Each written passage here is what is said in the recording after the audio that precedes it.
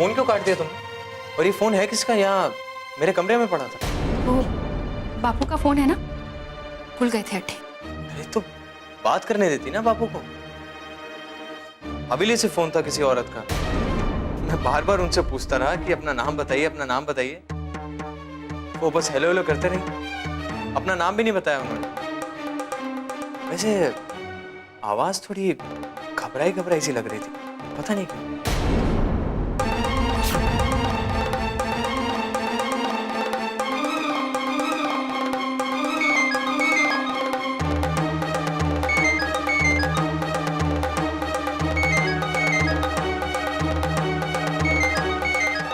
बापू आप रास्ते में बात कर लेना, आपको देर हो रही है ना। अब कोई फोन क्यों ना उठा रहा है?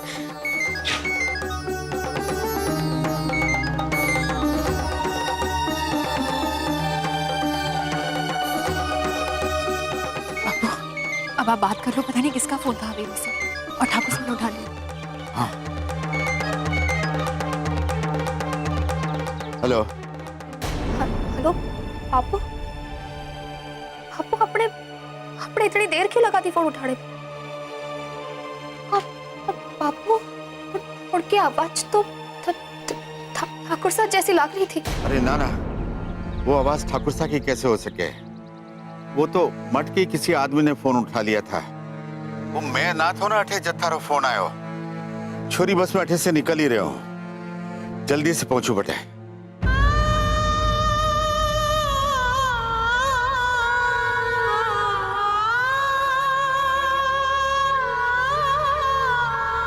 रसाल ठाकुर साहब की आवाज सुनकर के पूछ रही थी, मैं उससे झूठ बोल गया। बापू आपका ये झूठ रसाल वास्ते ही तो है ना। आप किसी तरह हवेली पहुंचते ही रसाल को अठे लाकर हमारे से मिलवा देना बापू, मैं उसे सब कुछ समझा दूंगी। और ठाकुर साहब के बारे में ना बता पाने की हमारी मजबूरी भी वो समझ जाएगी। मैं अपने ठाकुर साहब की आवाज में अच्छी तरह पहचानूं। ऐसा कैसे हो सके कि छोरी तू हर समय ठाकुर साहब के बारे में ही सोचती रही है। अरे हो सकता है कि मिलती जुलती आवाज से थारे को धोखा हो गया। अरे वरना थारे बापू थारे को बताते ना। ये संभव ना है बेटा।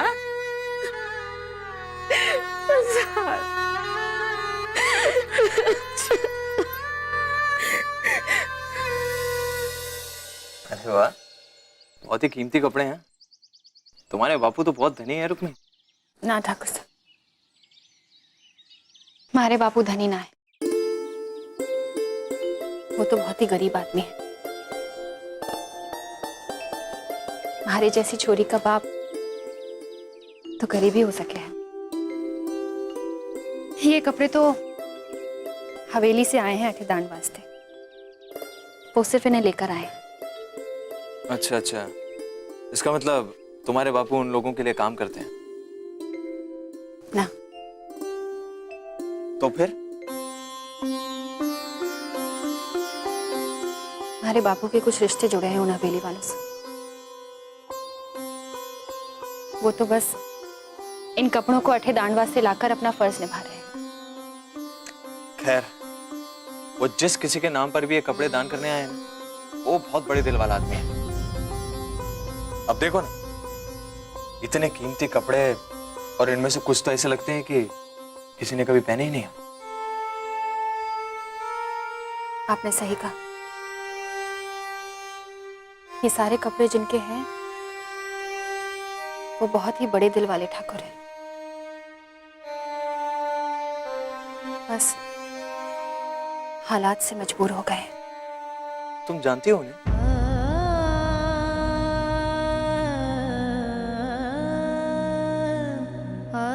बस बापू बताया करते थे कि वो ठाकुर बहुत ही बड़े आदमी हैं,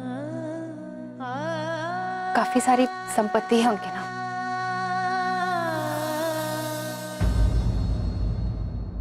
मैं रणवीर की सारी संपत्ति उसकी बेंदनी रसाल और उसके होने वाले बच्चे के नाम करना चाहूं।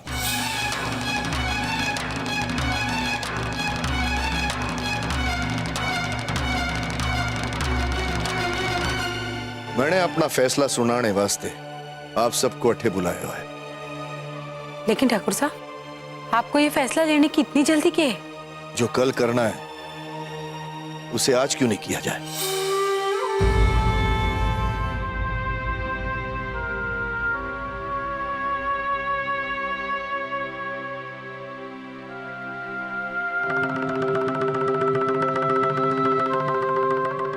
समझी सा वटे मठ में सब कुछ ठीक से हो गया ना? जी हाँ। घणो उपकार आपका कि आप दीप और सुमेर की जगह खुद रणवीर के नाम का दान करके आए। जानो हूं कि आपको ऐसा करते हुए घणो दुख होयो होवेगा। विराजिए।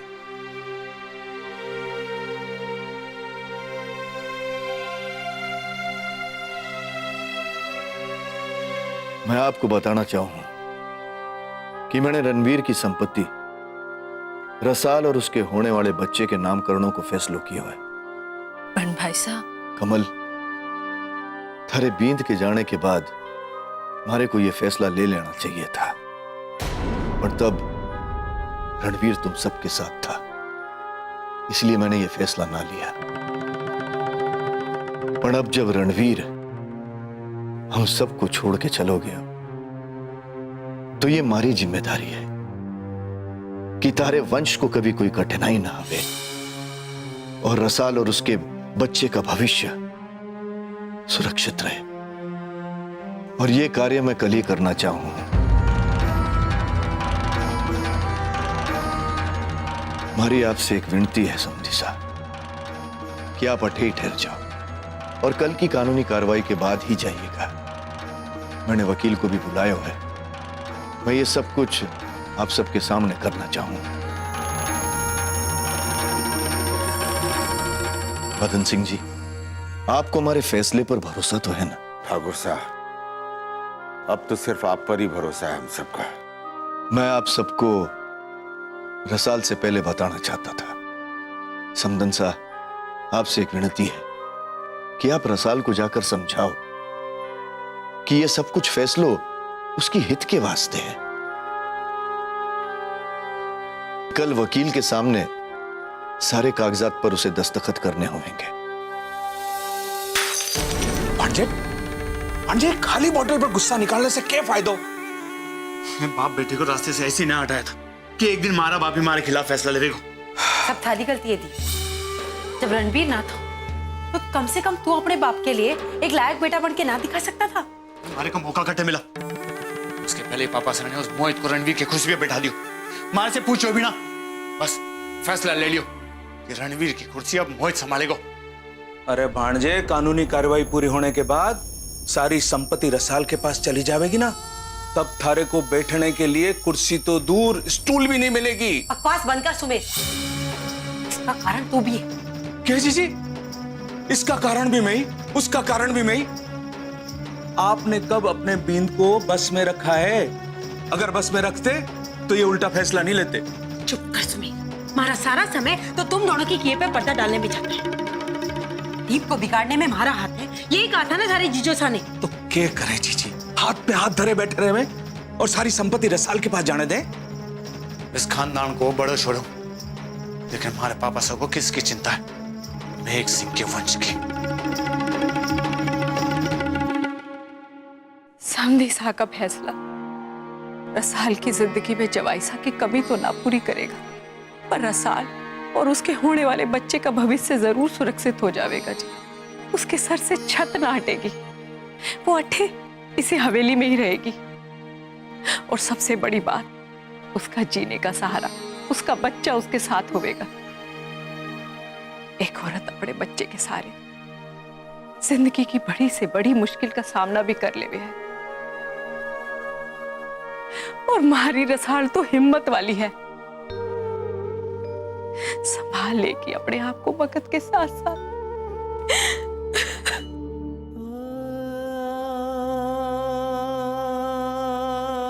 तो ठीक ही बोलेगी सुखी माँ। वक्त के साथ रसाल तो अपने आप को संभाल लेगी।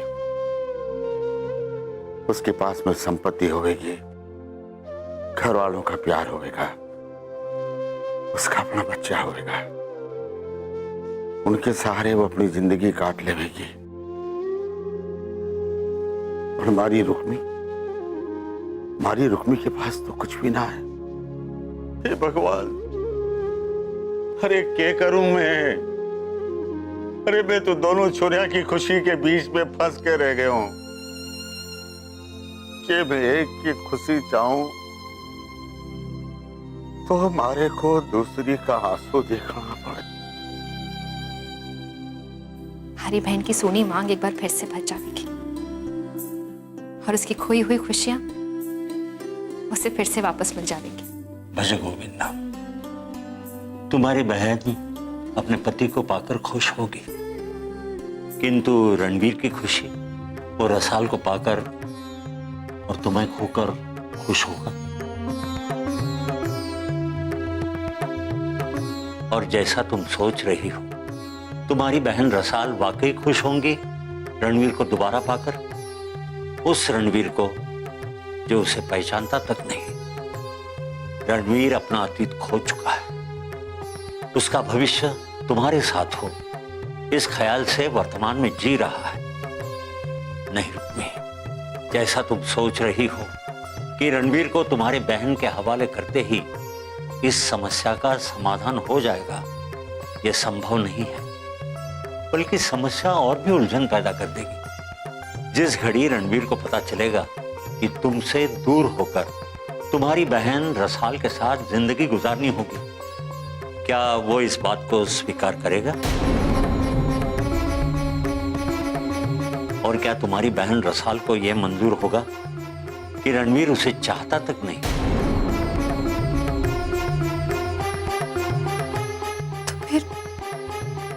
तो फिर मैं क्या करूं गुरुजी? भज गोविंदा, भविष्य को उसके हाथ पे छोड़ दो, क्योंकि वो किसी के वश में नहीं है। और वर्तमान को अपने आंचल में संभाल के रखो, क्योंकि उसी के वश में होने की संभावना होती है। बाकी सब उस चक्रधारी के हाथ में है। जैसे वो मुरली बजाएंगे, दुनिया को उसी के धुन में नाचना होगा। भज गोविंदा, भज गोविंदा। ये देखो रुक्मी, हमारे सपनों का घर, ये तुम हो और ये मैं।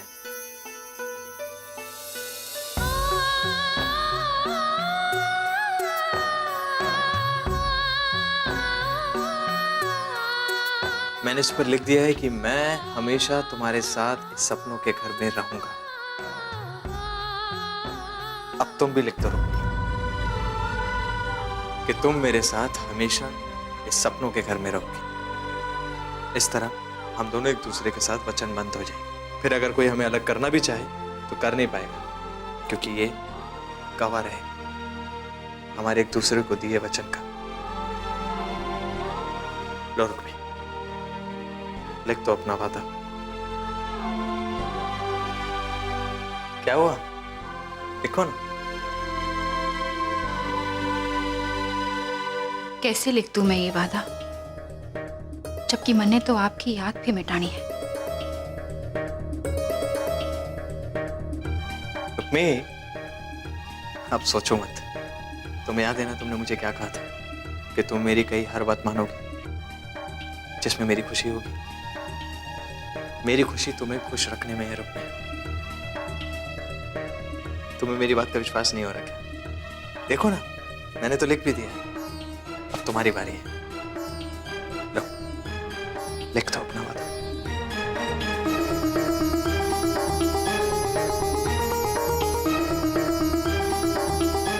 मारी को माफ करना काना,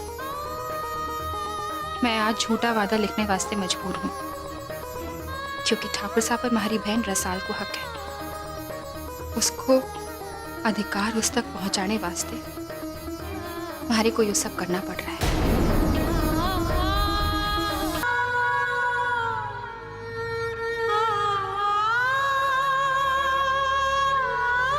ठीक बोले हमारी छोरी रुक्मी। रसाल को सुहागन होकर विधवा की जिंदगी ना झेलनी चाहिए। जितनी जल्दी हो सके मारे को रसाल की मुलाकात रुक्मी से करवा के रसाल के माथे को सिंदूर लौटाणु ही होवेगा।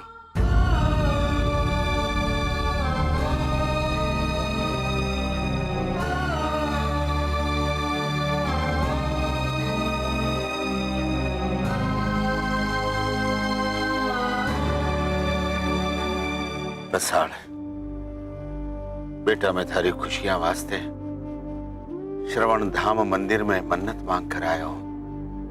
बटे मांगी हुई मन्नत जरूर पूरी हो है। 1-2 दिन में मैं थारे को साथ लेकर बटे जाना चाहूं।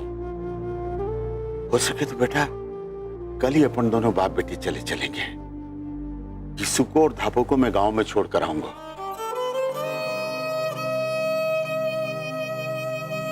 अपने आप को संभाल छोरी, भगवान पे भरोसा रख। वो कदे ही किसी की खुशियां ना छीने। सच कहूं बापू तो भगवान ने हमारी खुशियां ना छीनी है। सारी खुशियां तुम्हारे को जीजी से छेड़ कर दी गई थी।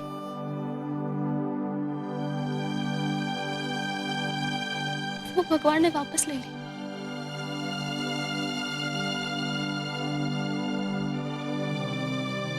आज सोचूं तो लागे है कि वो खुशियां कभी हमारी थी ही ना। उस पर तो जीजी का अधिकार था। किसी की खुशियां छीन कर कोई कब तक खुश रह सके। इसी वास्ते हमारे हाथ में भी ना रही वो खुशियां और ना ही जीजी को मिली। जानो बापू, जब हमारे को पता चला कि ठाकुर साहब ने जीजी के साथ नाइंसाफी किया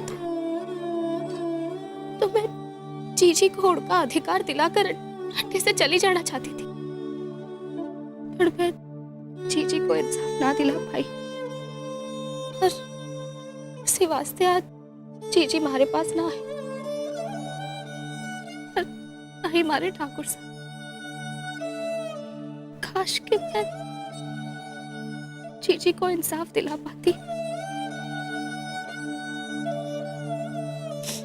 तो मैं खुशी खुशी ठाकुर साहब जीजी के बीच से हट जाती। पर मैं हार गई बापू,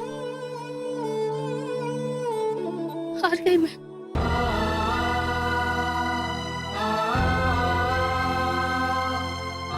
तो फिर भी अपने बच्चे के सहारे अपना जीवन काट लूंगी। पर भारी चीजी वो अपने दिल पर घाव लेकर अचानक कंधे भटक रही होगी। मैंने उनको हक छेड़ लिया। वो भारी को कभी माफ ना करेगी, कभी माफ ना करेगी। अरे रसाल मारी छोरी सच बोल गई। आखिर रणवीर पर हक तो रुक्मी को ही थो। उससे छीन कर रसाल को दियो गयो। और मैं रुक्मी को अभागो बाप आज सारी खुशियां रुक्मी से छीन कर वापस रसाल को देना चाहूं। हमारी रसाल के पास तो जीने का सहारा है। हमारी रुक्मी के पास तो कुछ ना है रणवीर के सिवा। पर मैं स्वार्थी ना, मैं रसाल की मुलाकात रुक्मी से ना करवाऊंगा। क्यों न मैं इस विश्वास को कायम रखूं कि रणवीर अब ना है। मैं इसे सीने में दफन कर लूंगा कि रणवीर जीवित है।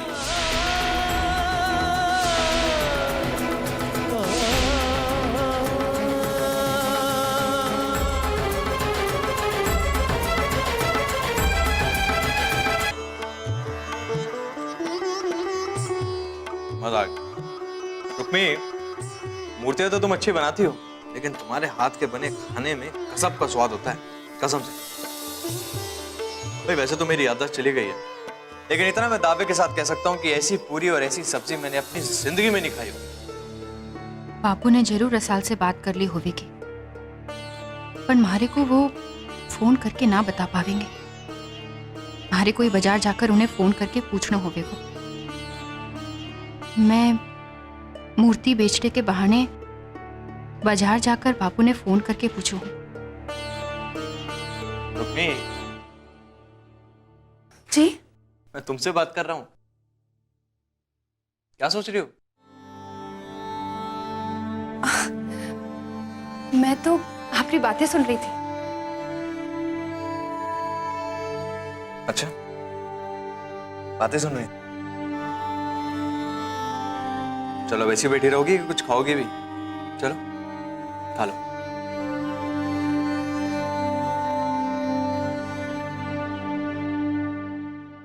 हाँ, मैं आपसे पहले भी कह चुकी हमारे को अपने ठाकुर साहब की संपत्ति पाने की कोई लालसा ना है। फिर क्यों आई आप हमारे से बात करने? हमारे से उस कागज पर दस्तखत ना हो पावेंगे।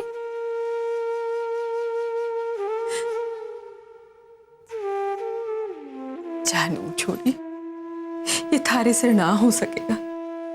अरे पर अपने बींद के वास्ते, उसकी निशानी के वास्ते थारे को ये कदम उठाना पड़ेगा, क्योंकि मैं मानू हूं कि थारे को चाहे रणवीर की संपत्ति की कोई जरूरत ना है। अरे पर उसकी निशानी को तो उसके हक से क्यों वंचित करे है? बोल, तू कर सके ऐसा? अपने बींद की निशानी को उससे हक से वंचित? रसाल, मारी छोरी, बेटा जब तक औरत का बींद जिंदा रहे तब तक औरत का सारा जीवन उसके ऊपर निर्भर करे है। मगर जब औरत का बींद जिंदा ना रहे तो उसको अपने बींद का सारा धरोहर उसकी बींदनी को ही चलाना पड़े है। ये तो संसार का नियम है ना छोरी। तू इस नियम को ना मान के क्यों अपने बींद का अपमान कर रही है?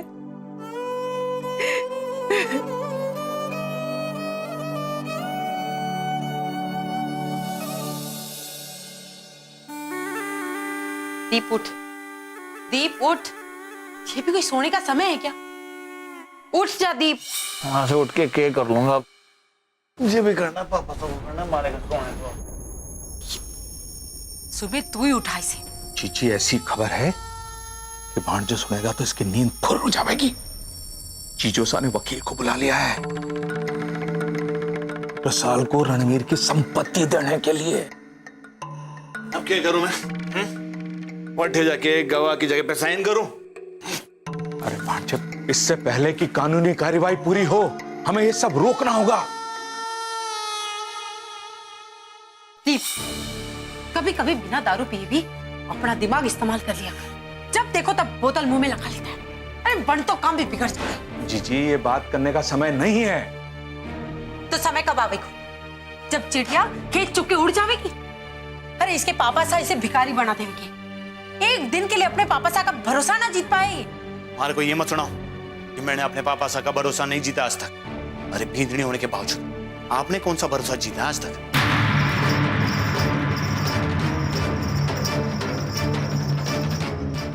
क्या बोल रहे हो भांजे? और क्या बोलूं मामस, क्या बोलूं मैं? अगर मासा ने पापा सा को अपने वश में कर रखा होता ना, तो ऐसे उल्टे सीधे फैसले लेने से पहले एक बार मासा से सलाह मशवरा कर लेते। हम सब जानते हैं कि कैसे उस रसाल ने रणवीर को अपने वश में कर रखे था। अरे जोरू का गुलाम बना के रखे था। उस रुक्मी के लिए अपने हर बात मनवा लेती थी। हमने रुक्मी को घर से बाहर निकाल फेंकिया था, पर रसाल उसे वापस घर में ले आई। और रणवीर ने पूरे घर वालों के सामने क्या कह हुआ तो कि फैसला उसका है। तुम्हारी तुलना उस लालची औरत से कर रही थी? मिल गयो रास्तो जीजी।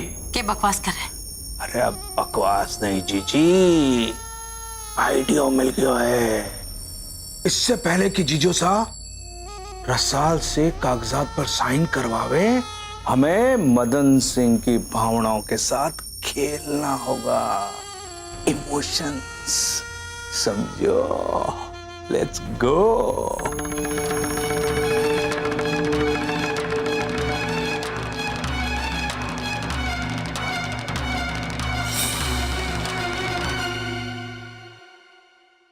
सुनो जी, कानूनी कार्रवाई खत्म होने के बाद ही हम भी गांव निकल जाएंगे। हाँ ठीक है।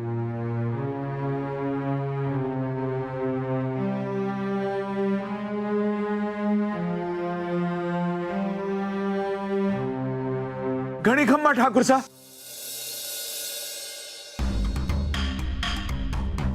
खम्मा गाड़ी। के दशा हो गई हमारे भाड़े की। रणवीर के बारे में सोच सोच के परेशान हो गए। और बटे जीजो साहब जायदाद को बंटवारा करना चाहे। अरे यो भी कोई समय है? आपके दामाद की आत्मा को ठेस नहीं पहुंचेगी क्या?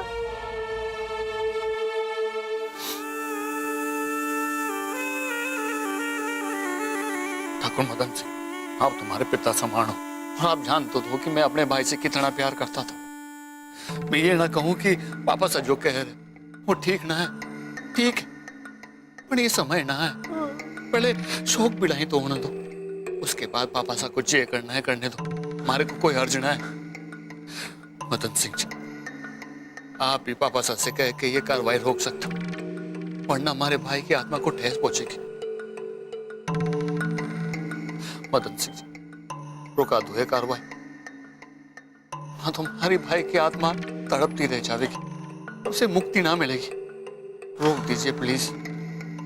बस करो आप। सुन ली मैंने आप दोनों की बात। मैं अपने जमाई सा का और अपमान होते ना सुन सकूं, बिल्कुल ना।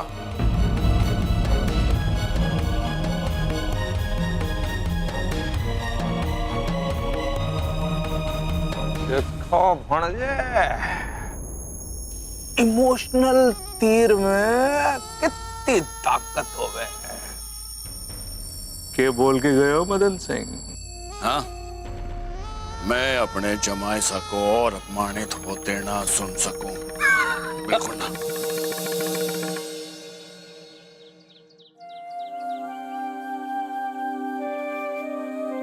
रुक्मे, किसी बात से परेशान हो तुम? ना तो। आज कुछ बदली बदली सी लग रही हो। अगर कोई परेशानी है तो बताओ ना मुझे। कुछ ना, वो आज हमारे को ये सारी मूर्तियां बाजार जाकर सौदागर को बेचनी थी। लो, इतनी सी बात। इन मूर्तियों में रंग भरने में मैं तुम्हारी मदद कर देता हूँ ना। उसके बाद हम दोनों मिलकर सौदागर के पास जाएंगे इन्हें बेचने, ठीक है? ठाकुर साहब साथ चलेंगे तो मैं बापू से कैसे फोन पे बात कर पाऊंगी? क्या हुआ?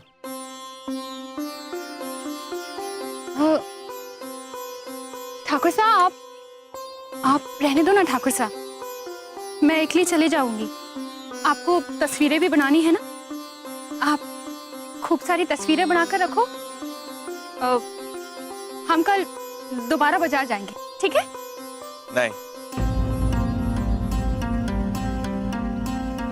काहे? रुक्मी, मुझे तुम्हारी तरह ये कहना कि एक जैसी मूर्तियां नहीं बनानी होती हैं। मुझे अपनी तस्वीरों के लिए प्रेरणा चाहिए।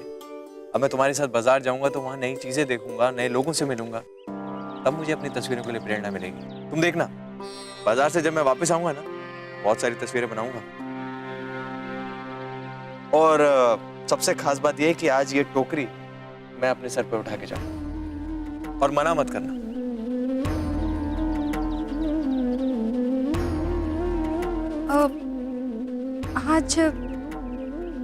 आज कौन सा दिन है? दिन शुक्रवार। क्यों? शुक्रवार? लो, आज शुक्रवार है। हमारे को लगा कि आज बुधवार है। वो आज तो जाने की जरूरत ही ना है, हम कल चलेंगे।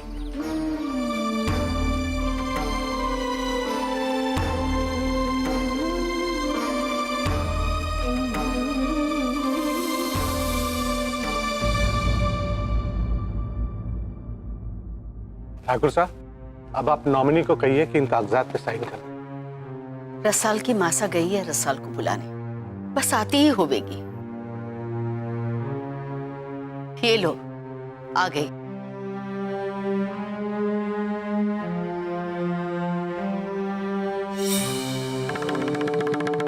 आ बेटा, अठे बैठ। थारे को इन कागजात पर साइन करना होगा, लेकिन साइन करने से पहले अगर तू इन्हें पढ़ना चाहे तो वकील साहब थारे को पढ़ के सुना देंगे। ना ताज साहब, उसकी जरूरत ना है।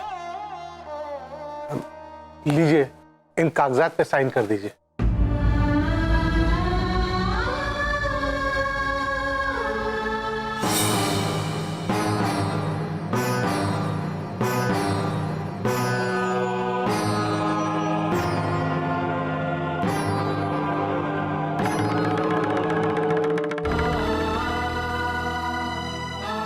रसाल,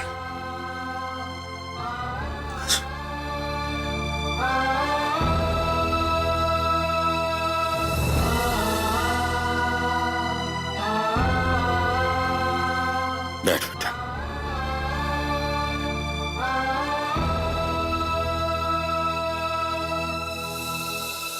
रसाल, बेटा अपना फर्ज पूरा करने के वास्ते ठोस कदम उठाना पड़े है, और ऐसो करनों से थारो करते हुए थारी जिम्मेवारी बढ़ जावे। बेटा जिम्मेवारी निभाने के वास्ते साइन कर दे।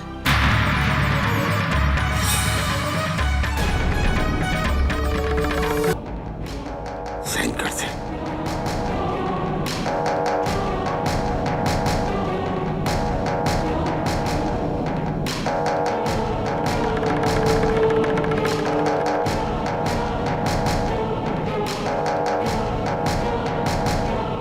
ले बेटा, साइन कर।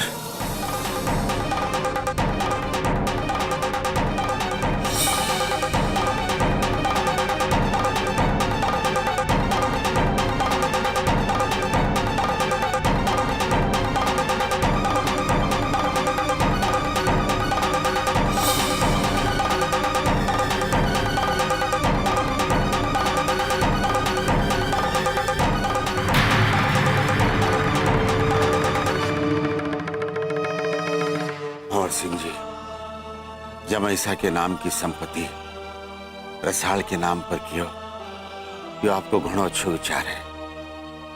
इसको भविष्य सुरक्षित रहे, इस वास्ते आपने वो कदम उठाया। पर इस बात को क्या भरोसा है कि मारी छोरी को भविष्य वाकई सुरक्षित होगी? आप क्या कहना चाह रहे हो मदन सिंह जी? अपनी बात का खुलासा करो। आपका इशारा किस बात की तरफ है? उन हालात की तरफ जिनकी वजह से आपको यह कदम उठाना पड़ा। मैं अब भी आपकी बात न समझू।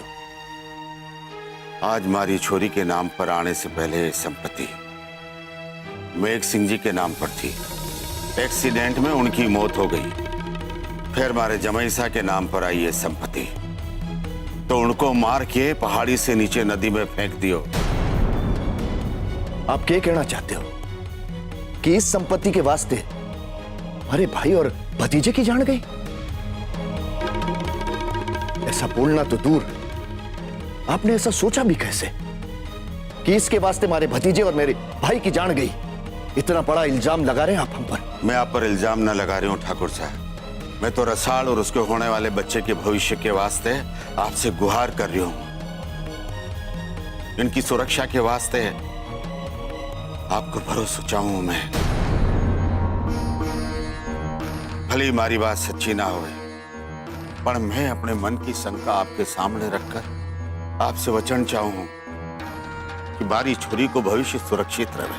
अगर आपके मन में ये शंका है तो ठाकुर भंवर सिंह आपकी छोरी की सुरक्षा का वचन देवे। और आपने स्वयं री सुरक्षा ठाकुर साहब, आप मारी छोरी की सुरक्षा को वचन दे रिया, पर वो जिसने मारी छोरी के माथे को सिंदूर पहुंचकर मांग सुनी कर दी, वो आज तक पकड़ो ना गयो? कहीं ऐसे तो ना है ठाकुर साहब कि उसे पकड़ने की कोशिश ही छोड़ दी गई? मदन सिंह जी, आप अपनी छोरी वास्ते चिंता दिखाकर बहुत कुछ कह गए। आपके मन में जो अपनी छोरी के वास्ते डर है, उस डर से मुक्त करने वास्ते मैं आपको वचन दे हूं कि रसाल पर आने वाली हर आंच को हमारी लाश पर से गुजरना होगा।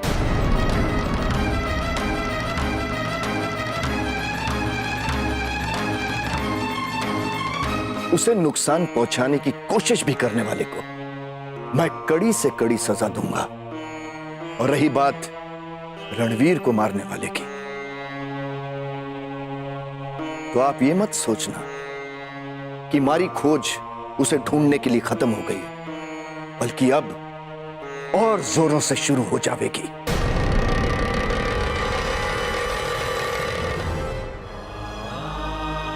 ठाकुर साहब, आपने हमारी बात सुनी, उसके लिए मैं बहुत आभारी हूं। आप पर पूरा भरोसा है। हम अपनी छोरी को आपकी शरण में रखे जा रहे हैं।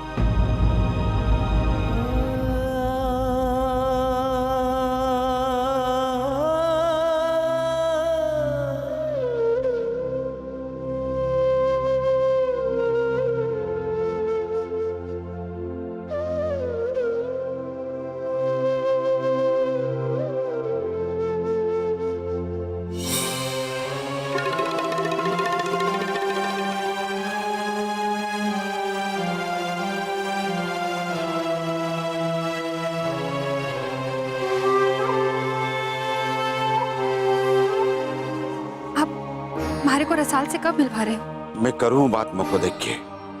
काल में बैठा हूं। मैं आपकी बात देखूंगी। ठीक है बेटा, मैं रखूं।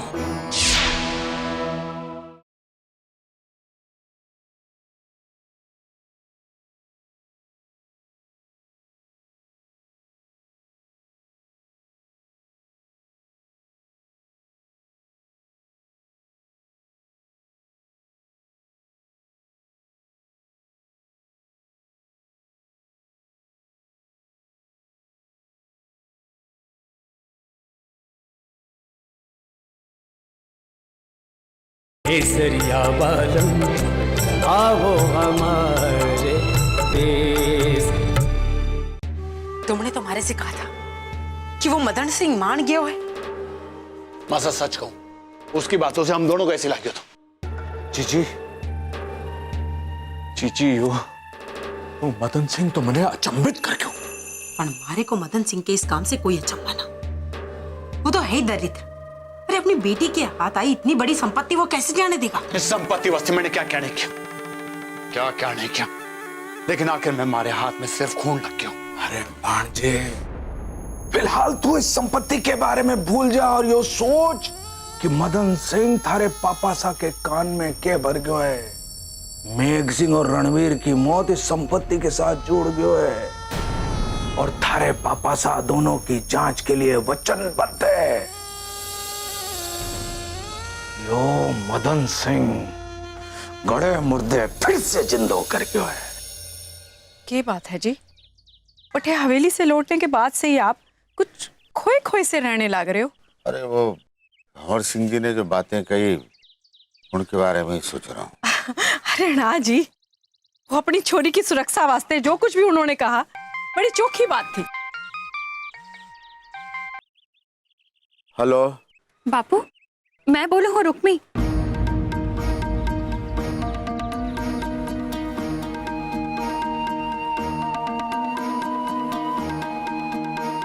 किसको फोन है जो हमारे सामने बात ना कर सकते थे, उठकर बाहर चले गए? आप ज्यादा देर ना करो बापू। हमारा रसाल से मिलना घणो जरूरी है। अब मैं उसे ज्यादा दिन तक दुख के भंवर में ना देख सकूं। मैं करूं बात मौको देख के। काल में बैठा। ठीक है बापू, मैं आपकी बात देखूंगी। ठीक है बेटा, मैं रखूं।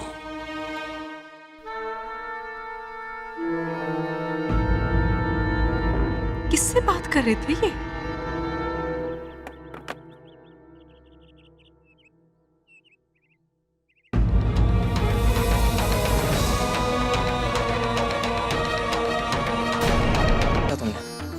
मुझे पता नहीं चलेगा? हे भगवान, ठाकुर साहब ने कहीं हमारी बातें तो ना सुन ली। ठाकुर साहब, आप कहीं आए हैं अठे हमारे पीछे? मैंने आपसे कहा था ना तस्वीरें बनाने को।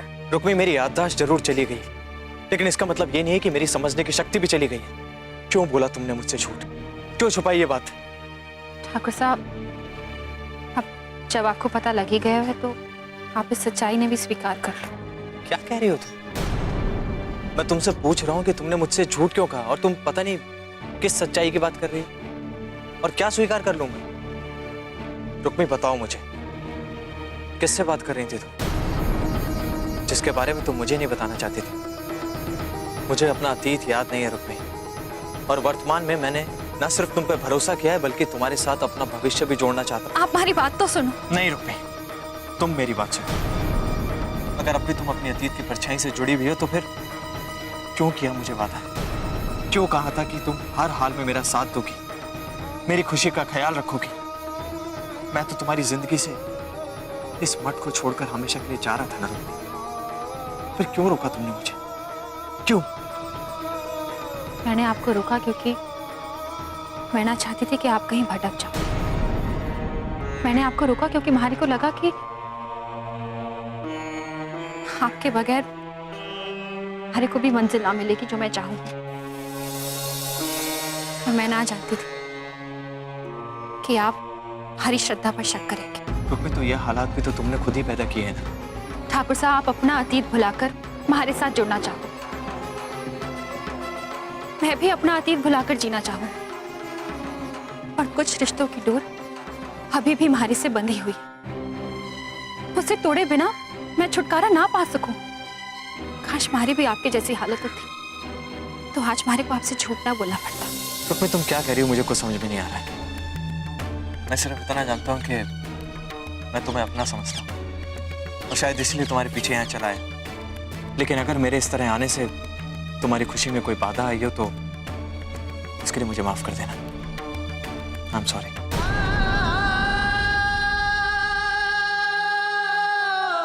शायद मैं ही अपनी बेहोशी तुम पर थोप रहा हूं। मुझे बोलने दो रुक्मी। तुम नहीं जानती लेकिन अकेले मैं बार बार यही कोशिश करता रहता हूं कि किसी तरह से मुझे कुछ याद आ जाए, कुछ याद आ जाए कि आखिर मैं हूं कौन, कहां से आया हूं। लेकिन कुछ याद नहीं आता। जब आज तक मैं खुद के बारे में कुछ नहीं याद कर पाया तो फिर मुझे क्या हक बनता है तुम्हारे बारे में जानने की कोशिश करने का। सच तो ये है रुक्मी, जिस दिन से तुम्हारे बापू आए हैं तुम बदल गई हो। मैं समझ सकता हूं रुक्मी, तुम्हारे बापू ने कहा होगा कि एक ऐसे आदमी से जुड़कर क्या फायदा जो खुद अपने बारे में ही नहीं जानता। शायद इसलिए तुम मुझसे दूरियां बढ़ा रही हो, है ना? ठाकुर साहब, ऐसा कुछ ना है। तो फिर क्या बात है रुक्मी? एक तरफ तो तुम मुझे मठ से चले जाने से रोकती और दूसरी तरफ यहाँ छुपकर मुझे झूठ बोलकर फोन करने आई हो, जबकि तुमने खुद मुझे साफ साफ कहा था कि तुम्हारा अपने अतीत से कोई नाता नहीं है, सबसे रिश्ता तोड़ चुकी हो तुम। नाता तोड़कर आई तो थी, पर ना जानती थी कि वो सारे नाते एक बार फिर से हमारे सामने आकर खड़े हो जाएंगे, जो हमारी राह भटका देंगे। आप जानना चाहो हो ना कि मैं अठे किसे फोन करने आई थी? मैं अठे बापू ने फोन करने आई थी। उनसे कहने आई थी कि वो हमारे से अपनी मुलाकात के बारे में हमारी माँ को ना बताएं। हमारी माँ सौतेली है। मैं ये बात आपको बताना ना चाह रही थी, आपको तकलीफ हुई इस वास्ते बता रही। मैंने अपने बापू को ये बताने वास्ते फोन किया था कि वो हमारी माँ को ये ना बताएं कि मैं जिंदा हूं। कम से कम हमारे ना होने की खबर से वो चैन से तो रह पाएंगी। अगर वो रसाल का फोन नहीं था तो वो फिर किसका फोन था? आप मारे को बता काहे नहीं रहे हैं जी? अरे मैं बोली हूं ना थारे को कि मेरा काम का फोन था, फिर क्या बार बार पूछ रही है मारे को? मैंने आपको बेटा कहते सुने था। जी वो रसाल ना थी, आप किसको बेटा कह के बुला रहे थे? अब तुम्हारा दिमाग खराब मत कर। जरूरी ना है कि कोई भी फोन आए तो मैं थारे को खबर दूं। अरे इस घर में तो एक पल का चैन नहीं है। मारे को पक्का शक है ये रुक्मी ही होवेगी जिसे ये बेटा कह के बात कर रहे थे, वरना हमारे सामने बात करते ना। अब तो मैं इन पे कड़ी नजर रखूंगी। अगर वो रुक्मी ही निकली तो इस बार तो मैं उसे लौटने ना दूंगी, और रुक्मी का रसाल के सामने आने का तो सवाल ही ना उठे। बिंदनी, यो कागजात दिए हैं वकील साहब ने संभाल के रखने वास्ते थारे को। ले, इन्हें संभाल के रख ले। जिसे हमारे पास रहना था वो ही ना रहे मासा। अब बिन कागजात को अपने पास रखकर क्या करूंगी मैं? बिंदनी, यो कागजात थारे होने वाले बच्चे की अमानत है थारे पास। ले, इस अमानत ने संभाल ले। भावली, यू ही तो थारे आने वाले काल की सुरक्षा है, थारे वास्ते और थारे होने वाले बच्चे के वास्ते।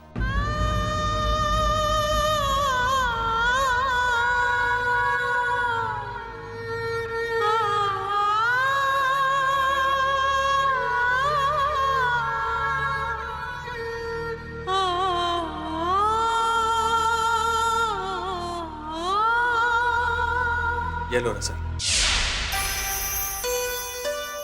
क्या है ये? मैंने तुम्हारे नाम पर एक जमीन खरीदी है।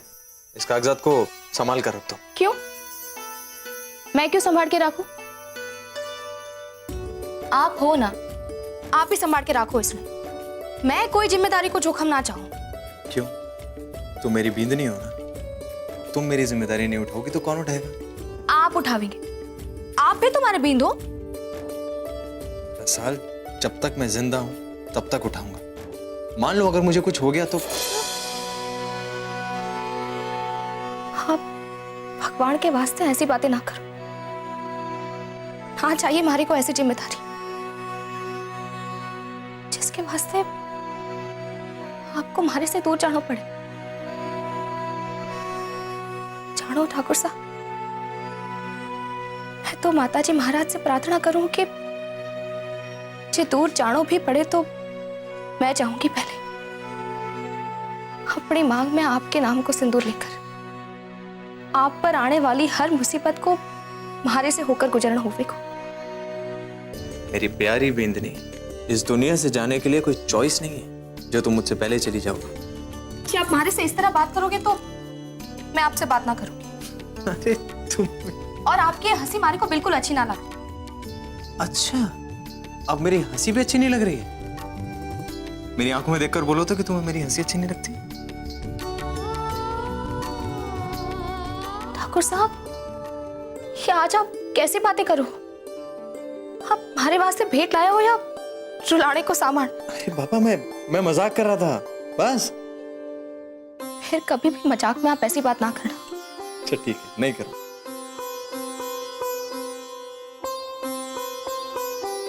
कमाल की बेंदनी है मेरी, मजाक मजाक में भी रोने लगी। खड़ो बचा क्यों है आपने हमारे साथ?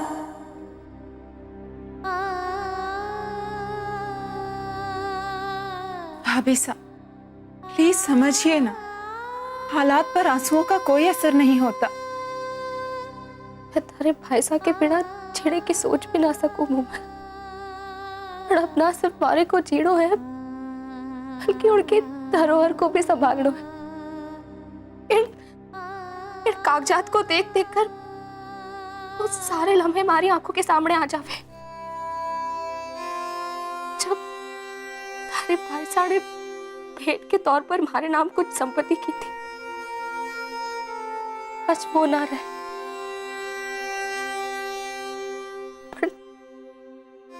ये कागजात हमारे पास रह गए। सिर्फ ये कागजात। ना भाभी साहब, ये सिर्फ कागज नहीं है, ये भाई साहब का सपना है जिसे आपको पूरा करना है। भाई साहब जरूर आपको देख रहे होंगे और इंतजार कर रहे होंगे कि कब आप उनके सपने को पूरा करेंगी। फायसा को अपने आंसुओं से रोकिए मत भाभी साहब। उन्हें अपने आगे का सफर पूरा करने दीजिए। अपने दिल को समझा के उन्हें विदा कीजिए। उनके बच्चे को बड़ा करके उसे उनकी गद्दी पे बिठाइए। अगर आप ऐसा करेंगी ना भाभी साहब, तो फायसा की आत्मा को शांति मिलेगी और आपका जीना भी आसान हो जाएगा भाभी साहब।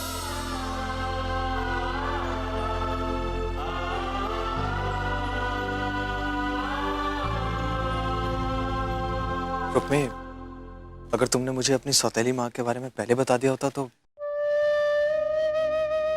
आई एम सॉरी रुक्मी, लेकिन मैं क्या करूं, यहाँ तुम्हारे बिना मुझे कुछ भी अच्छा नहीं लगता है। बहुत अधूरापन सा लगता है रुक्मी। हमारे को भी आपकी फिक्र है ठाकुर साहब।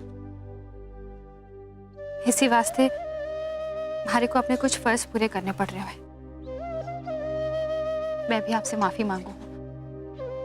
मैं आपसे झूठ बोलकर बापू ने फोन करने गई। दरअसल मैं ना चाहती थी कि हमारे घर में बापू के सिवाय किसी को भी हमारी खबर मिले। क्यों? तुम्हारे घर में और भी ऐसे लोग हैं जो तुम्हें पसंद नहीं करते? ना ठाकुर साहब, ऐसी बात ना है। बल्कि हमारा एक छोटा भाई है जो हमारे को सगी बहन से भी ज्यादा प्यार करे। एक छोटी बहन है जो हमारे वास्ते पूरी दुनिया से लड़ सके। रुक्मी, लेकिन अगर ऐसा था तो फिर तुम साथ भी क्यों बनना चाहती हो?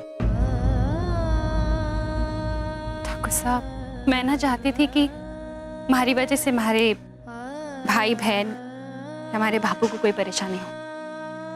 दूसरों को खुशी देने में ही शायद हमारे को भी खुशी मिल जाए।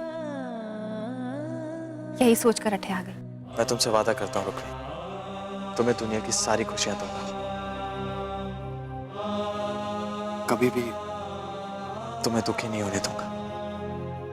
तुम भी मुझसे वादा करो, कभी दुखी नहीं होगी और ना ही मुझसे कोई बात छुपाओगी। वादा करो मुझसे।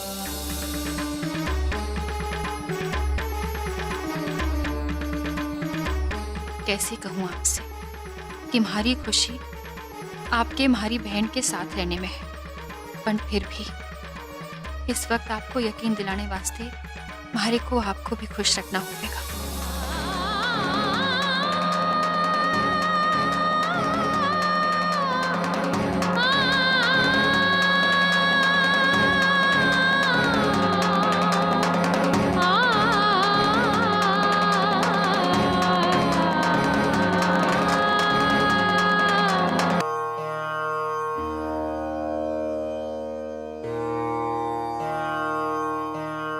मासा, अगर आप पाठ ना कर रही हो तो कोशिश कर रही हूं, पर ध्यान ना लगा पा रही हूं।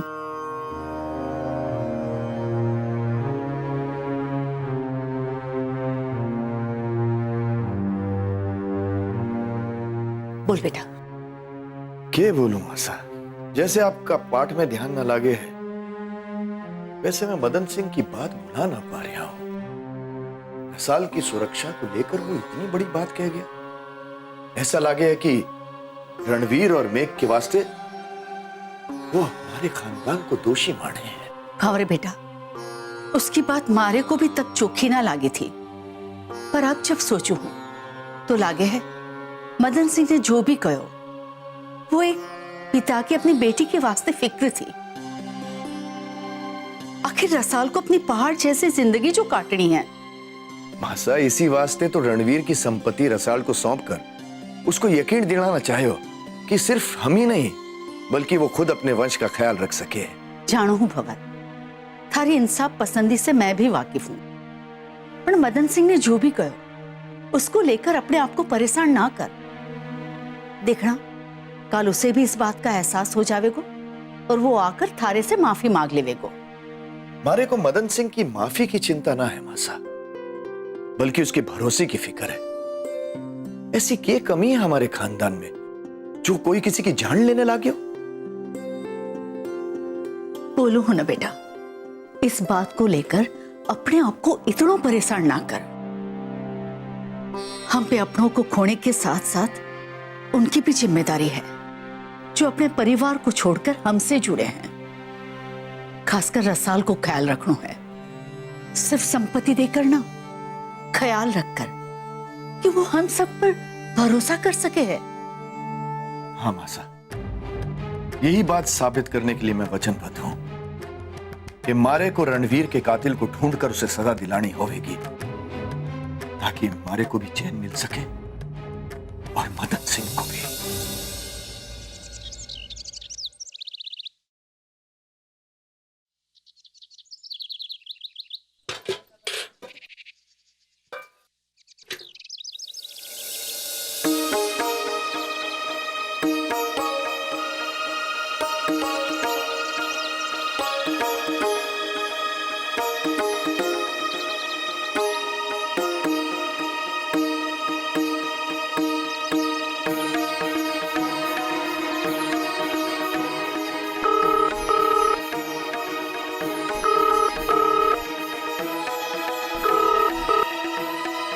हेलो भाई साहब, हमारे फोन पे आपका नंबर आया है। ये कठे का नंबर है? बहन जी, ये पीसीओ का नंबर है। हाँ, पीसीओ का है, पर ये पीसीओ कठे है। श्रवण धाम। श्रवण धाम? श्रवण धाम तो वो गांव है जटे घीसू के बापू मठ में जवाई सा के नाम का दान करने गए थे।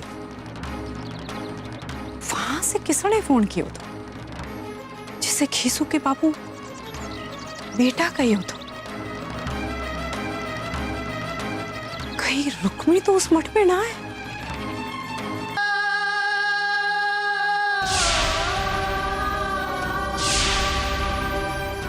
किया ठाकुर साहब और मैं चुप रही। कहीं तू इस वास्ते चुप थी क्योंकि इसी वास्ते तो तू तरस रही थी अपने ठाकुर साहब के स्पर्श वास्ते जो थारे से छिन गए हो ना। वो सच ना है, कहीं अपने आप से झूठ बोले है रुक्मी। यही सच है, कड़वा सच। वरना तू ठाकुर साहब की इतनी फिक्र ना करती और ना ही ठाकुर साहब को हमेशा साथ रहने के लिए वचन देती। ना ये सच ना है, मैं ठाकुर साहब की सुरक्षा वास्ते और रसाल की खुशी वास्ते ये वचन देने पर मजबूर थी। एक बात आज तुम्हारी गांठ बांध ली रुक्मी। अपनी बहन को खुशी दिलाने की थारी इस कोशिश की थारे को पहले से भी ज्यादा बड़ी कीमत चुकानी पड़ेगी। जब ठाकुर साहब की याददाश्त वापस आवेगी अब थारी झोली में नफरत के सिवाय और कुछ ना आवेगा। इसलिए जी ले इस घड़ी में रुक्मी, जब थारे को ठाकुर साहब का प्रेम मिल गया। ना ये पाप है, ठाकुर साहब रसाल के बीत है। ठाकुर साहब थारे भी तो बीन, ठाकुर साहब थारे भी तो बीन। और अपने बीन का प्रेम पाने का ये मौका थारे को खुद थारे भगवान जी दे रहे, थारे कानादा थारे को दे रहे। वरना ठाकुर साहब अपने होश गवाकर थारे सामने क्यों आए? ठाकुर साहब अपने किए का कर्ज चुकाने थारे पास आए, चुकाने थारे पास आए। समेट ले अपना हक अपने आंचल में रुक्मी, वरना इस संसार ने तो थारे को कुछ ना दिया और जो भी दिया वो भी थारे से छीन लिया। तो फिर तू खुद काहे अपने हाथ आई खुशियां खुद लुटाने पर तुली? छुपा कर रख ले दुनिया से ठाकुर साहब, रख ले दुनिया से ठाकुर साहब, क्योंकि तू ना भी चाहे तो क्या, ठाकुर साहब एक दिन थारे करीब आकर ही रहे और उस समय तू अपने आप को रोक ना पाता और फिर थारे सामने एक और दुविधा आकर खड़ी हो जाएगी। मत आने दे उस दुविधा की घड़ी को अपने आगे। जितने भी हसीन लम्हे आज थारे नसीब में आए हैं उनमें जीले रुक्मी, उनमें जीले उनमें जीले। जब तक थारे बापू अपनी बहन को लेकर ना आवे, जीले अपने ठाकुर साहब के साथ, समेट ले अपने सारी खोई हुई खुशियां, क्योंकि इस बार तो ठाकुर साहब के प्रेम को खोना खोना पाले उनके प्रेम को, पाले उनके प्रेम, पाले उनके प्रेम को, पाले उनके प्रेम को। जीले रुक्मी, जीले इस पल में, जीले अपने ठाकुर साहब का प्रेम, पाले रुक्मी, जीले इस पल में, जीले रुक्मी, पाले अपने ठाकुर साहब का प्रेम, अपने ठाकुर साहब का प्रेम।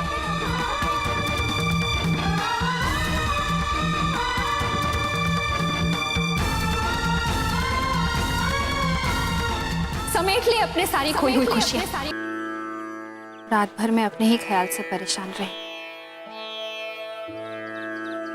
पर उससे हमारी रसाल की परेशानी दूर ना होगी।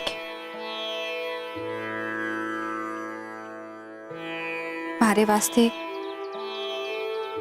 ठाकुर साहब की नफरत को भुलाना तो फिर भी आसान था, पर ठाकुर साहब का यो प्रेम मैं कैसे भुलाऊंगा ना। सच कहूं तो कल रात के बाद से हमारे को भी ठाकुर साहब से दूर हो जाने के ख्याल से डर लागने लगा है। हाँ कान्हा, मैं यो सच्चाई आपके सामने स्वीकार करूं कि हमारे को उनसे दूर जाने के ख्याल से डर लगने लगा है। पापू हमारे से बोलकर गए हैं कि वो रसाल को जल्दी हमारे से मिलवाएंगे। फिर मैं रसाल को ठाकुर साहब की सारी सच्चाई बताकर उन्हें उसे सौंप दूंगी।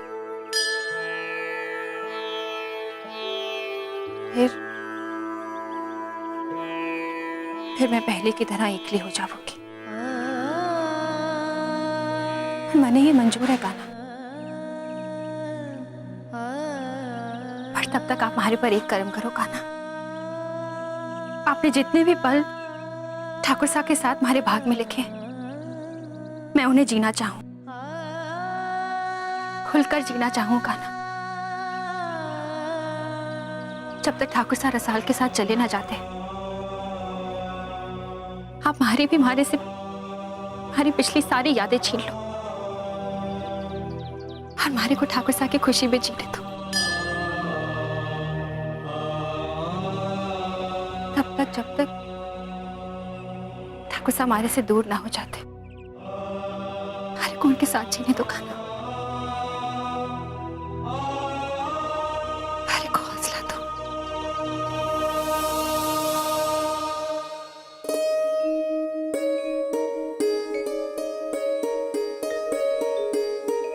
क्या बात है रुक्मी, आज तो तुम्हारा चेहरा बहुत खिला हुआ है, ये कैसे हुआ?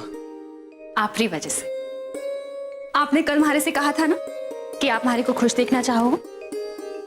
हाँ तो ये तो हम दोनों ने एक दूसरे से वादा किया है, अब ये तोड़ना मत। याद रखना थोड़ा मुश्किल है। क्यों भाई, क्यों मुश्किल है? क्योंकि आपके साथ साथ मैंने भी अपनी सारी यादों को भुलाने का फैसला किया है। ये ठीक रहेगा। अच्छा चलिए अब नाश्ता कर लीजिए, आइए। अरे वाह, आज पराठे आए हैं। भाई मुझे तो लगा था कि रोज की तरह आज भी तुम वो मठ वाली पूरी और सब्जी लेके आओगे। मन ने पता था कि आपको पराठे ज्यादा पसंद आवेंगे, इस वास्ते मैंने आपकी खुशी का ख्याल जो है। वैसे एक बात कहूं, तुम्हारे जो बदला हुआ रूप है ना, मुझे बहुत अच्छा लग रहा है। लेकिन जैसी भी हो ना, बहुत अच्छी लग रही हो। बस तुम ऐसे ही रहा करो। हाँ, आ जाओ नाश्ता कर लेते हैं। आप खाओ, मैं बाद में खा लूंगी। नहीं नहीं नहीं, ऐसे नहीं।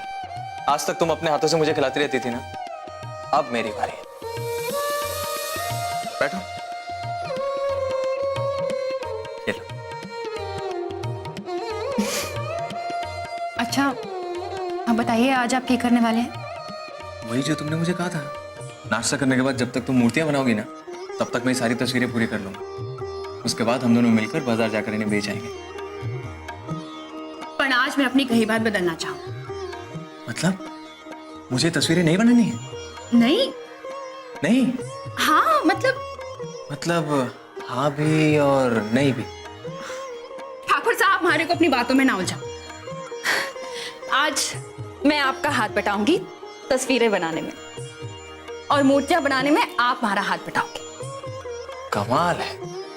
ये आज सूरज कहां से निकला था भाई? मतलब आज तो मेरी किस्मत को ज्यादा मेहरबान है मुझ पर। और हमारी किस्मत भी ठाकुर साहब, आपका प्यार पाकर आपसे जुदा होने का ये आखिरी दिन है।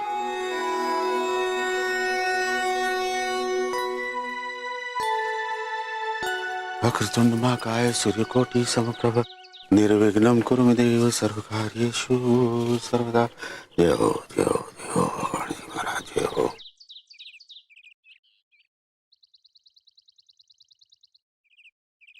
भगवान जी महाराज मारे कुछ शक्ति दो। आज मैं हमारी छोरी रुक्मी ने बोलने जा रहा हूं कि तू अपने प्यार अपने ठाकुर साहब के साथ संसार बसाकर खुश रहे। रसाल के भविष्य की सुरक्षा देखकर अब मैं यही चाहूं कि रसाल के मन में ठाकुर साहब के प्रति यही भावना बढ़ी रहे कि अब वो ना रहे। मारे ऐसा करने से मारी रुक्मी की खुशियां उसके पास रहेगी। मारी मदद करना भगवान जी महाराज, मारी मदद करना। मारे को पक्को विश्वास है कि वो रुक्मी ही थी जिससे घीसू के बापू ने फोन पे बात की थी। ऐसा संजोग ना हो सके है और काहे कोई शर्मन धाम से घीसू के बापू को फोन करने लागे हो। वटे तो उनका कोई काम ना है, और कैसे पता करूं मैं? घिसू की माँ, 2 आदमी के वास्ते बाजरे की रोटी और सांगरे को साग बना दे। अरे आपने तो ना ही बाजरे की रोटी भावे है और ना ही सांगरी की सब्जी। यो तो रुक्मी की मनपसंद का खाना है ना, फिर आप किस वास्ते ले जाना चाहो? अरे वो हमारे को खेत में जाना है, गेहूं और सरसों की फसल देखना है। वो माधव है ना, माधव, उसकी बीननी मायके गई है। उसने हमारे को बोली उसके वास्ते ले जाना है। अब वो खावेगा तो मैं भी खा लूंगा। तू जल्दी से बना दे, मैं तैयार होकर आऊं।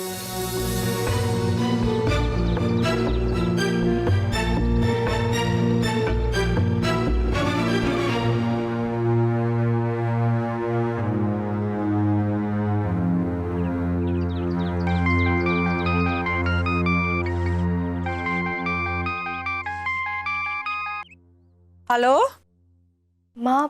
अरे रसाल, मारी छोरी कैसी है? माँ, बापू हवेली वास्ते निकले की ना? हवेली? थारे बाबू को आज हवेली आनो तो?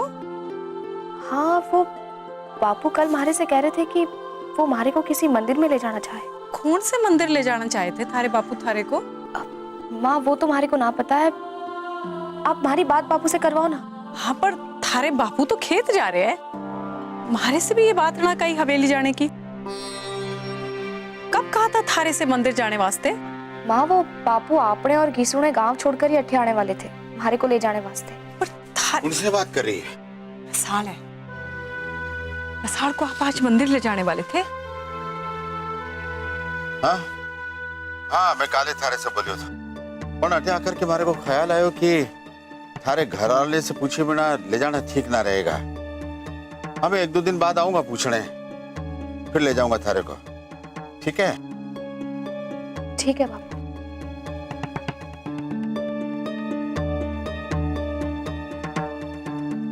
आप रसाल को आज मंदिर ले जाने वाले थे?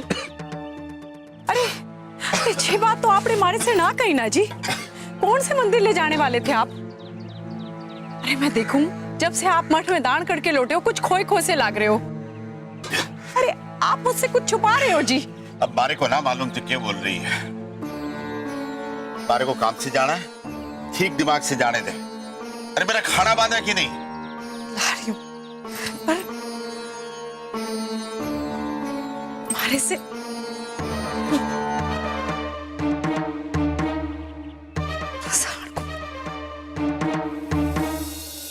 अरे चल तो सही। अरे मामा साहब, मां सखी करेगी, ये करना था पापा साहब ने कर लिया। दीप, इस तरह तिल मिलाने से कुछ ना होगा। अपने दिमाग को शांत रख। मां साहब, हमारे को आपका भाषण ना सुनना है। मैं जा रहा हूँ आपके दोस्त के फार्म हाउस पे। बर्थडे पार्टी है। अरे बर्थडे पार्टी है? ये क्यों ना बोल रहा है कि वठे शराब पीने जाना है, जुआ खेलने जाना? हाँ, दारू पीऊंगा और अय्याशी भी करूंगा और जुआ भी खेलूंगा, क्योंकि ये हमारे आदत में शामिल है। तो इसके लिए मैं क्या करूं अब? तो कुछ अच्छी आदतें भी डाल ले अपने आप में। अपने पापा साहब के साथ ऑफिस जा। हाँ चल भाई, चल ऑफिस। हमारे को ऑफिस में ना जाना है। हमारे को किसी कुर्सी पे बैठने का शौक ना है। थारे को कुर्सी पे बैठने का शौक ना है, पैसे उड़ाने का शौक है। बट जुए में हार के अलावा कुछ ना हाथ लगेगा थारे को। तो अठे कौन सी संपत्ति हाथ लगी हमारे, जिस संपत्ति के लिए हमने क्या क्या नहीं किया। पापा साहब ने हमसे छीन कर उस रसाल को दे दियो। मां से पूछो तक ना, क्या क्या नहीं किया हमने, क्या मिला हमें? क्या मिला? कुछ नहीं। अब हमारे को ज्ञान मत दो कि आगे हमारे को क्या करना है। देख भाणजे, मैं जानू हूं थारी हालत उस शेर की तरह है जिसके मुंह से मरा हुआ शिकार खींच लिया हो। पर भांजे अपना व्यवहार ऐसा मत कर कि जीजोसा के लिए तू शक के घेरे में खड़ा हो जावे। सुमेर समझा इसे कि मदन सिंह के बोलकर गया है इसके पिता को। संपत्ति का हवाला देके रसाल की सुरक्षा की बात करके गया है। हाँ भांजे हाँ, मदन सिंह तो दोगलो निकलियो। अरे हम तो उससे अपना काम करवाने गए थे, वो तो हमारा ही काम करने वाला था। भांजे कहीं उसे भनक तो नहीं पड़ गई? मेरा मतलब है मदन सिंह को कहीं शक तो नहीं हो गया? इसी वास्ते थारे को बोल रही हूँ थी। मदन सिंह के जाने के बाद उसकी बात थारे पापा सा को कचोट रही है, इसीलिए अपने गुस्से पर काबू रख और कोई उल्टी सीधी हरकत मत करना। देख भांजे, जो छिन गया है उसके लिए तड़पने की जरूरत नहीं है, लेकिन जो सामने पड़ा है भांजे, जो सामने पड़ा है उसे लेने की कोशिश कर। सबसे पहले अपने पापा सा का भरोसा जीत, उनके बिजनेस पे काबू कर। और हाँ भांजे, ये बात भी मत भूल, जो मदन सिंह थारे पापा सा के कान में भर के गया है कि मेघ सिंह और रणवीर की मौत का कारण संपत्ति है, यह बात थारे पापा सा के दिमाग से निकाल। देख भांजे, थारा पापा सा अपनी शान के लिए कुछ भी कर सके। भांजे, कुछ ऐसो कर भांजे कि हम तीनों को जीवन सुधर जाए।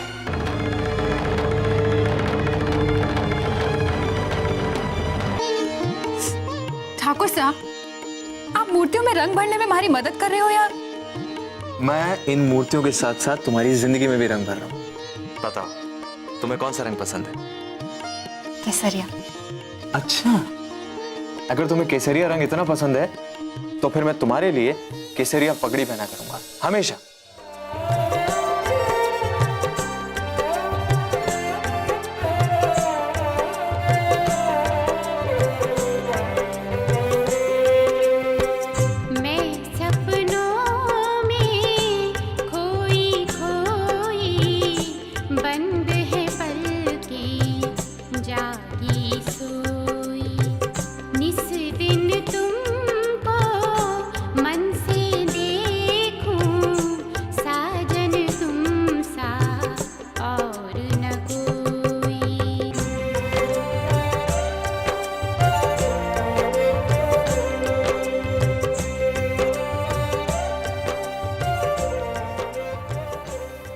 क्या देख रही हो?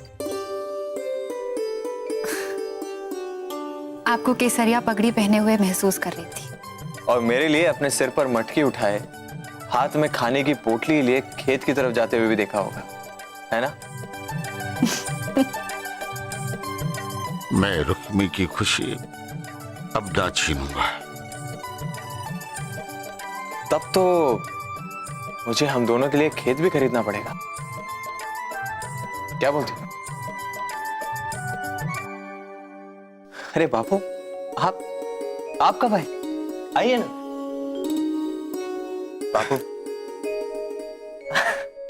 आप सिर्फ रुक्मी के नहीं, मेरे भी बापू हैं। आशीर्वाद दीजिए। बेटा, आप और रुक्मी हमेशा ऐसे ही खुश रहो।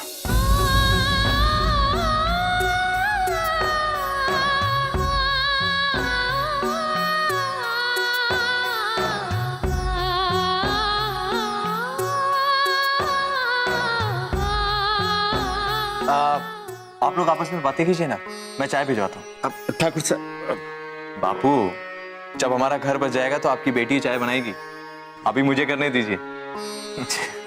आता हूँ।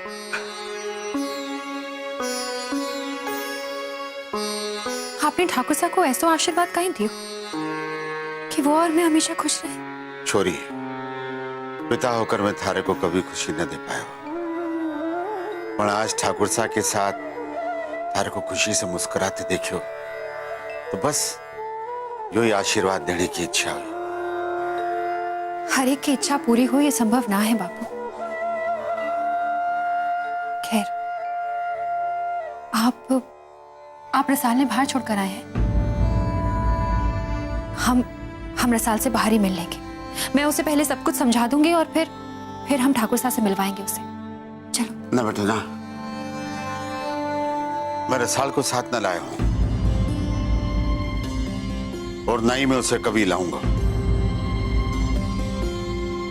छोरी, हमारी दिली ख्वाहिश है कि तू ठाकुर साहब के साथ हमेशा खुश रहे।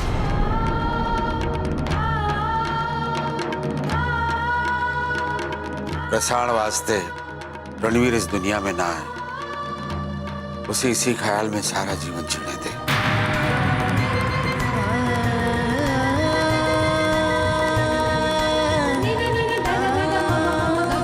आप ये क्या बोल रहे हो बापू? मैंने जो कहा वो सच्चे छोरी। बहुत सोच विचार कराने के बाद में मैंने ये फैसला लिया है। आपका फैसला गलत है बापू। आप ऐसा फैसला करने की सोच भी कैसे सको हो बापू?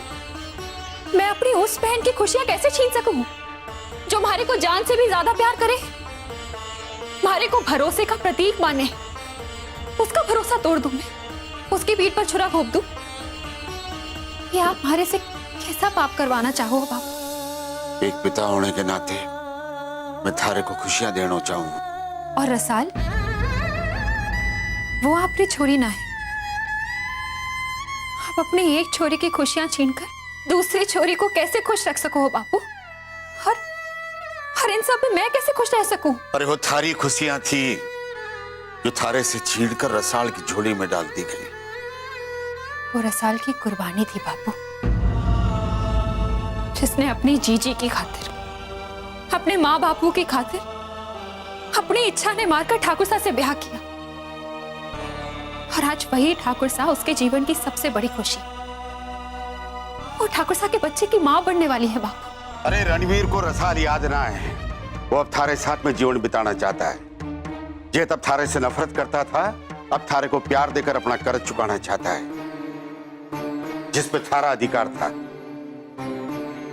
तुम्हारा अधिकार ना था बापू, धोखा था वो। भले ही मैंने ठाकुर साहब को चिट्ठी लिखी थी, पर वो चिट्ठी उन तक तो ना पहुंची ना। वो तो धोखे में ही थे, हमारे जले चेहरे से अनजान थे। उनका हमारे को धोखेबाज कहकर निकाल देना सही था। अब उसी रणवीर को थारे चेहरे का दाग स्वीकार है, क्योंकि आज वो ठाकुर रणवीर ना है बापू। उन्हें कुछ याद ना है। जिस दिन याद आ जाएगा, उस दिन आपकी छोरी के माथे पर धोखा देने का एक और कलंक लग जाएगा। आप जिसके नाम का सिंदूर हमारे माथे पर डलवाना चाहो, उस दिन वही सिंदूर हमारे माथे का कलंक बन जाएगा बापू। और इस तरह आप अपनी दोनों छोरियों का जीवन बर्बाद कर दोगे।